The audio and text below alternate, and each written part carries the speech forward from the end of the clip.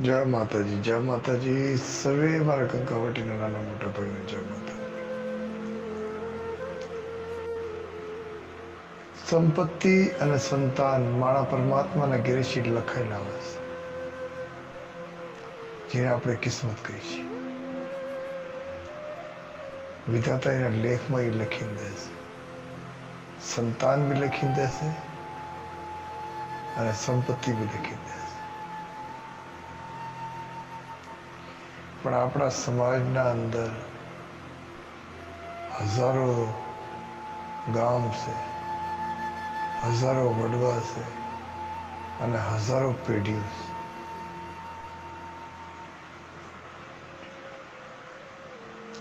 આ 33 કરોડ દેવી દેવસ્થાનના જે આપણે ગાણા ગઈ છીએ પૂરી દુનિયામાં, કે હિન્દુ ધર્મના અંદર 33 કરોડ દેવી દેવસ્થાન છે. પણ આ હજારો પેઢીઓ આ 33 કરોડના આધીન નથી. આ 33 કરોડ દેવી દેવસ્થાનથી અલગ છે. અગર આપણે 33 કરોડ દેવી દેવસ્થાનના જોડેલા હોત તો દુઃખ સુખના અંદર જેવી રીતે આજે આપણે આપણા ધર્મને ગાવો ગઈ છીએ કે મને આ કમી છે, મને આ કમી છે. કોઈ માણસ મરી જાય પ્રકૃતિના નિયમ અનુસાર, પરમાત્માના જે વિધિ વિધાન છે એના હિસાબથી જે માણસના કર્મ લખાઈને આવે છે, એમની આયુ લખાઈને આવે છે, એ આયુના હિસાબથી એમને વાપસી જવું પડે છે. પણ આપણું ધર્મ એવું છે, આપણા સમાજનું, યાની કે આપણે આપણા પોતાના ધર્મની વાત કરીએ કે આપણા સમાજનું કહો કે આપણું પોતાનું કહો, મરેલું માણસ હજીવન કરવું હોય તો એ આપણા સમાજનું કહો કે આપણું પોતાનું ધર્મ કહો, એ કરીએ કે વિધિના વિધાન ફેરવાની સત્તા છે.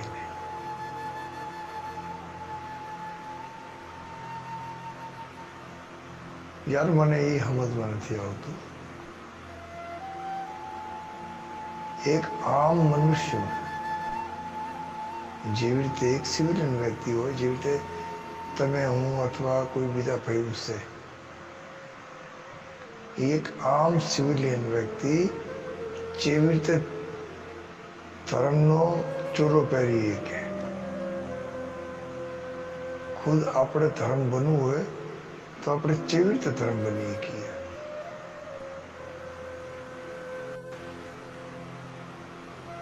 કોઈ ન થાય કે યાર જે પેઢીના પ્રધાન હોય, કોઈ બી મારી નાયતના સમાજના અંદર તમે ક્યાંય બી જાઓ, એમની પેઢીનો રાજા હોય છે, એમની પેઢીના રાજાના અમે એ હાલે છે બધા, આપણે બી હાલે છીએ. પણ ચા સુધી આપણે હાલવાની કોશિશ કરી છે તો આગળ કોઈ ભાઈ ભેગો થાય છે જેના બાપ દાદાના મહેલ ઊભા હોય છે, હોનાની ઈંટોના, અહીંયા આવીને આપણે રોકી દઈએ છીએ. એને આગળ આપણે નથી થઈ શકતા યાર. જો એના આગળ આપણે જતા હોત તો ધરમસિંહ બાપા આપણને નજર આવે. વેગડભાઈની ગલીમાં ધરમસિંહ બાપા, કેરના કોળી, દરબાર, હથવારા, ભરવાડ, આવી રીતે જે મોહલ્લામાં થતા હશે, જે ગલીમાં કરતા હશે, જે સમાજની ગલીમાં એ ઊભા રહેતા હશે, ધરમસિંહ બાપા જે તમારો મારો રાજા છે, એ દરવાજાને હાથ મારતા હશે, એને ખખડાવતા હશે અને કહેતા હશે રોટલા દેજો, રોટલા દે.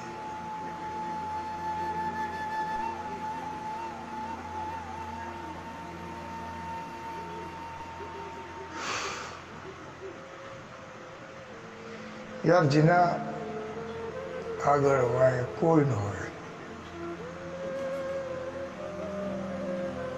બાપ મરી ગયો કે ભાઈ જોઈને મૂકી, બે ભાઈ પંસાળમાં વહી ગયા, એક ભાઈને સિંહે મારી નાખ્યો.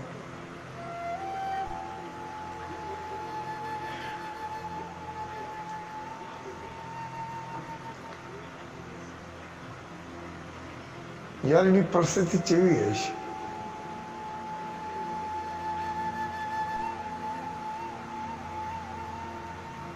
આપણે જે કલ્પના ન કરીએ.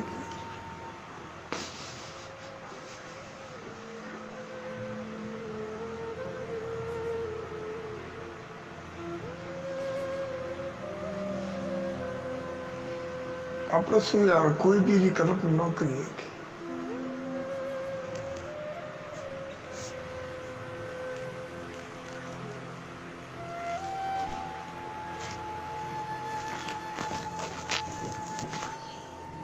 કોઈના ઘરના બહાર આપણે ઉભા રહીને રોટલા માંગીએ આપણે કે ભાઈ એમને રોટલા દેજો.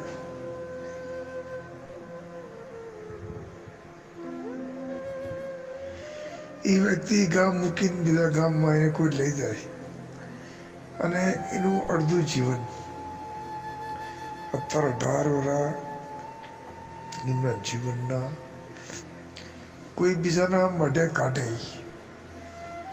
ત્યાં સુધીના પાસે દેવી નથી, ત્યાં સુધીનું ગામ નતું, ત્યાં સુધીના ભાઈ નતા, કોઈ કરતા કોઈ નતું.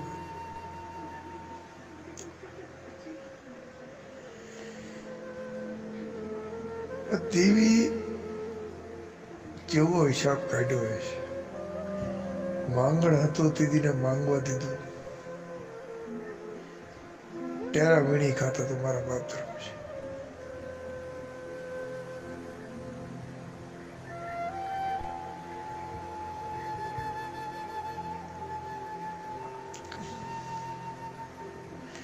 પછી એક ઉંમર આવી એવી કે જેથી ને એકનું બે થવું હતું. તેથી કોળી સમાજે એમને પરણાયા આપણા સમાજમાં. હવે 9 દીકરા અને 1 દીકરી થઈ હશે ત્યાં સુધી પાછી દેવીને કહેવાનું હોય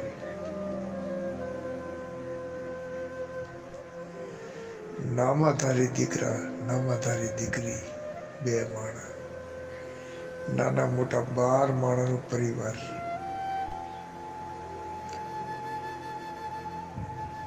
યાર એમાંથી 7 માણસ જેના મરી જાય એક હારે ને કેવું દુઃખ હશે ને કેટલો ભોગ હશે. ત્યાં સુધી દેવી વાળો નતો.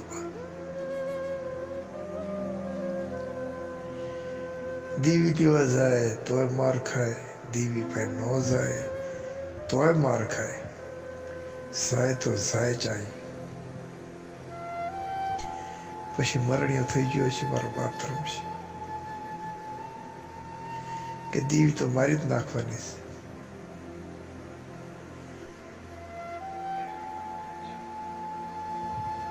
પાછા ઇંગરોડી જાય છે મરણિયા થઈ. તેથી દેરિયા વીર્યની વસ્તી અને દેરિયા ને વીર્યાએ ધક્કા માર્યા હોય તો ઠીક, ગાડી ગલોચ કર્યું હોય તો ઠીક, અને મારીને ભગાડ્યા હોય તોય ઠીક. તેથી નાતીરાની દીકરીએ ની આંખો નાખ્યો છે કે મને એવા ગાડીને મારા માવતરે દઈ દીધી જેના પાસે કઈ નથી, નથી ભાઈ કે નથી બાપ કે નથી દેવી ના ભાઈ. તેથી મારા બાપ ગાંગાનો ઉસો રાગી ગયો છે. મારા બાપ કાગળ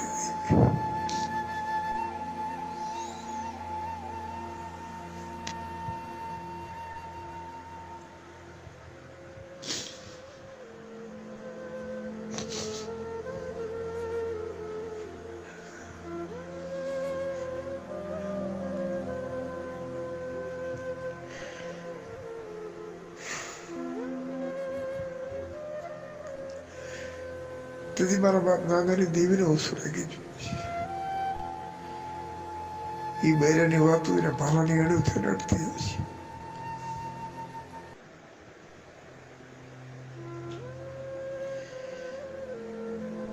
તેથી બધું મેં કીધું મારા બાપા કાકાની દેવી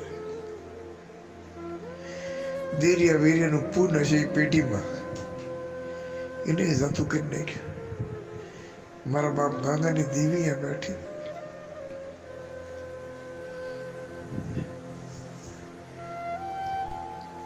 ઇતિહાસમાં કંઈક વસ્તુ ગવાય છે કે શમશામાં નાગરાજ, કાનરાજ, દેવરાજ, સાંગરાજ સુધી બાએ વરાવી ગયા હતા. સાંગરાજ બાપાએ તમને મને બધા વિજ્ઞાનના કુલને હાઈક આપી, બાપની દેવી આપી. ઠેઠ સાંગરાજ બાપે છે લઈ કરી ઠેઠ ગાગા બાપા સુધી જેટલા વડવા થઈ ગયા એ બધા શમશામાને મસકડીમાં હમી ગયા. અને એ મસકડી કંકાવટી ઉડીને આવી ઇંગરોડીનો મઠ તોડ્યો. દુનિયાના અંદર કોઈનો એવો ઇતિહાસ નથી યાર. કોઈ ગામનો નાતેરો એવું ન કહીએ કે અમારી દેવી છત્રી ઘઉં ઉડીને આવી હતી. કોઈ દુનિયાના અંદર ધરમસિંહ બાપા સિવાય કોઈ ન કહીએ કે મારા દુઃખના અંદર મારી દેવીએ ભાગ લીધો હતો. દુનિયાના અંદર કોઈ ન કહીએ ખાલી ધરમસિંહ બાપા સિવાય કે મારા હાથ દીકરાનું મોતનું મારા બાપ ગાંગાનો ભોગ થયો અને એનું ગામ પેઢી દેવી બધું ઉડાડીને મારો બાપ ગાંગો મારા કરમ ભાગલે આવ્યો હતો, મારું દુઃખ ભાગવા. અને જેથી ગાંગા બાપા નરસિંહ બાપા શમશામાની બસકડીના અંદર આવ્યા છે રામજીની દેવીને લઈ. તેથી ધરમસિંહ બાપાએ વધામણા કર્યા છે. પણ તેથી ચેટલી દેવીની આડ દીધી છે કે મારી આ તો કંકાવટીમાં આવી છે હિંગરોડી મૂકી. કાલ તું કંકાવટી છે ઉડીને કોઈ બીજા ગામ વહી જવાની. તેથી રામજીની દેવીની જમાનત થઈ ગઈ છે મારા બાપ ગાંગાની દેવીની. અને બીજી ચેટલી દેવી મારા બાપ ધરમસિંહ ઊભી કરી છે.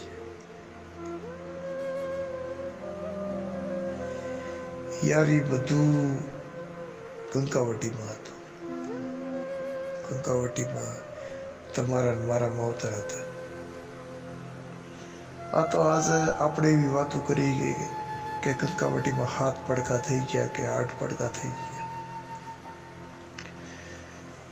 પણ દાદાના અડારે તમે હું જેનું ભરી આગળ એક જ પડખાના માણસ અને 2 પગે જે હાલે છે એ 8 પડખા વતાડે છે. અને ઓલાકડા બધા ધરમસિંહ બાપાના થઈને બેઠા છે.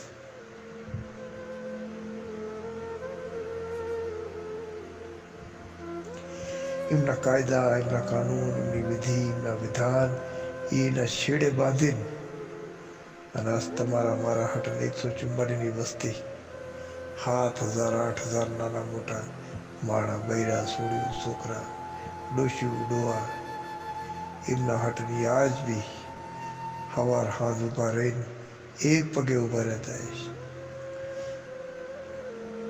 4 પોરમાં 2 પોર એવા હશે કે જ્યારે ધરમસિંહ બાપાની દેવીની સભા ભરાતી હશે અને 2 પોરના અંદર એક પગે ઊભા રહીને તમારા મારા હાટો ધાન રોટલો માંગતા હશે. અને ચૈત્રી નોરતા કયો કે મોટા નોરતા કયો જ્યારે 100 મહિને નોરતા આવે છે, 12 મહિનામાં 2 નોરતા આવે છે.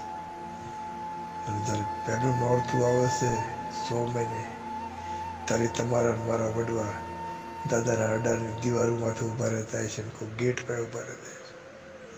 તડકામાં ઊભા રહીને નમણે હાથ દઈને જોતા હશે કે મારા દીકરાના દીકરા આવી રહ્યા છે, અમારા પાસે આવશે, ભેગા થવા અમને દીવો કરવા આવશે, અગરબત્તી કરવા આવશે. પણ બાદ में એમને અફસોસ થતો હશે યાર કે આયા અરે મડીશી તો વયા જેમ પણ ન આયા. દુઃખ તો એટલે ઘણું થતું હોય છે યાર,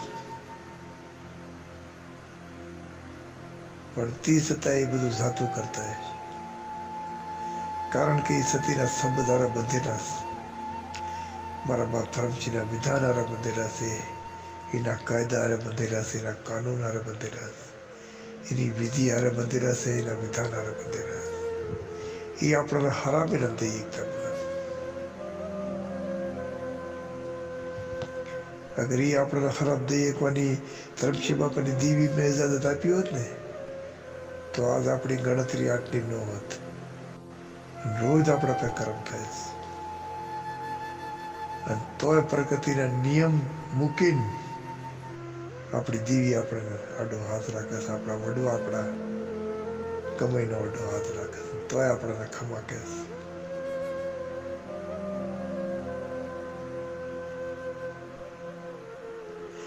મને નથી ખબર યાર કે કેવી રીતે આપણું જીવન જીવવાનું હોય, આપણા વડવાનો શું નિયમ હતા, મને નથી ખબર. પણ જેટલી મને ખબર છે એટલું હું કહી શકું છું તમને કે સર્વે પરી ધર્મશી બાપાના નિયમ છે, સર્વે પરી મારા બાપ ધર્મશી છે, સર્વે પરી મારા બાપ ગાંગા છે, અને મારા બાપ ગાંગાની દીવી, મારા બાપ ગાંગાની કલમ. દુનિયામાં તમને કંકાવટી જેવું ગામ નહીં મળે, દુનિયામાં નહીં મળે. તમારા કર્મ છે કે તમે કંકાવટી ના છો, તમારા કર્મ છે, તમારા વડવાનો આશીર્વાદ છે. ગાંગાની દેવીની ખમા છો તમે બધા, તારે આપણે બધા સહી. જાઓ બાર ગામમાં જઈને એક વાર નજર મારી ના આવો,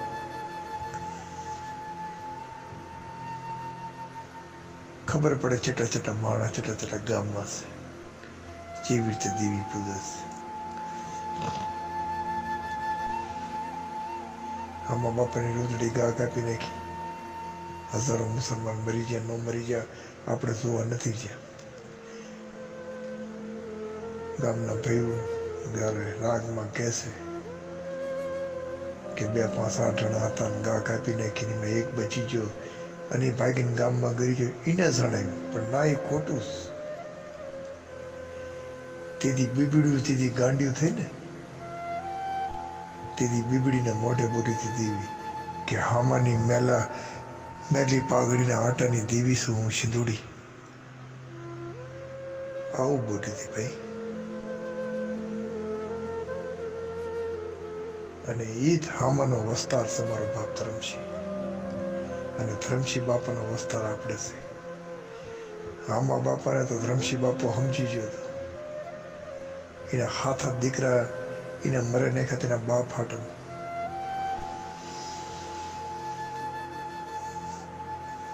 મારી વાતનું ભાઈ કોઈને બુરું લાગી જાય તો મને ફાંસી સડે દેજો યાર. એક રૂપિયો કાઢીને એક રાંડવો મંગાવી દેજો અને તમારા ગામના અંદર જે તમે ગોખલા કર્યા છે અહીંયા લટકાડી દેજો અમને.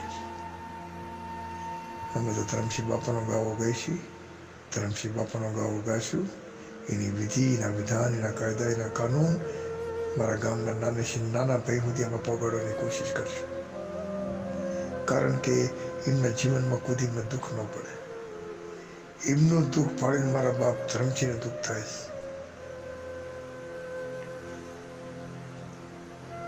રામજીની દેવીએ કીધું છે કે બેટા મારો પ્રચાર કરજો, પ્રચાર કરતા રહેશું, જીવશું ત્યાં સુધી પ્રચાર કરશું. જય માતાજી. મારા સર્વે કંકાવટીના નાના મોટા ફેરવી. જય માતાજી.